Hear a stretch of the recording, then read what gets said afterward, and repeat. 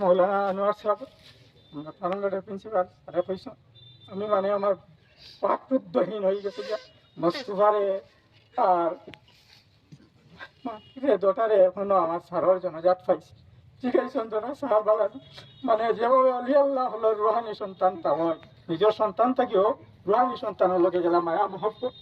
এটা আমরা গড়িয়া তুলছি আমি বিশেষ করে আমি আর আমার বাগার সাহেব তারারে আমল আখলাক আমার মস্তুফারে যদি আমরা মারি গালি একটু সহ্য করতো না মানে একটা নীরব দর্শকর মতো রইতো যার ফলে হ্যাঁ আমরা গাইড অনুযায়ী চলার চেষ্টা করা ফার্স্ট ডিভিশন মেট্রিক পাইছি যেদিন রেজাল্ট আউট হয়েছে সবচেয়ে বেশি খুশি হয়েছি আমরা যে আমরা ছাত্র তারে মেহনত করার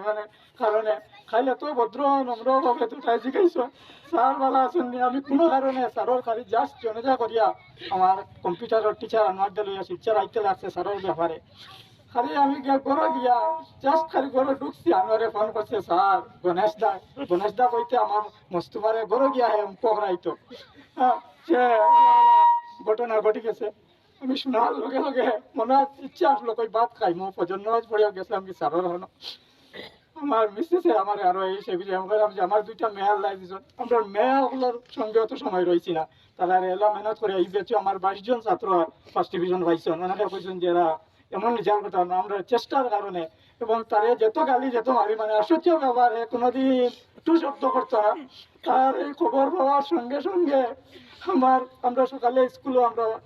এক মিনিট আমরা নীরবতা পালন করি তার লাগে দোয়া করছি এখনো ভাই আর বিশেষ করি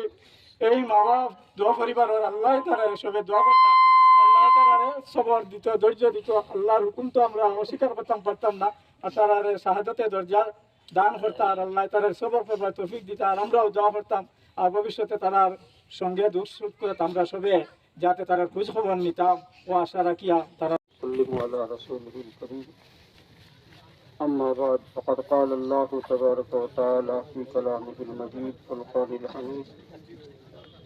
كل نفس ذائقة الموت শব্দ উপস্থিতি